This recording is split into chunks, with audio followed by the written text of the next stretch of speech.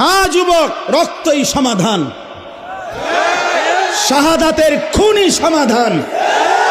কোন হিন্দু বেঈমান এই জমিনে আমরা কোনোদিন তাদের উপরে কোনো জুলুম করি নাই। বাংলাদেশের জমিনে আবহমান কাল ধরে হিন্দুরা আমাদের সাথে শান্তিপূর্ণভাবে অবস্থান করছে, কারো উপরে আমরা জুলুম করি নাই। 5ই আগস্টের পরে আমার মুসলমান সন্তানরা হিন্দুদের মন্দির পাহারা দিছে, বেঈমানে ইসকনের বেঈমানরা তার বদলায় আমার ভাইরে জবাই করে দিছে। এই ছিল মন্দির পাহারার বিনিময়? এই কি ছিল বিনিময়? আমরা তো কোনোদিন জুলুম করি নাই, কোনোদিন জুলুম করি নাই।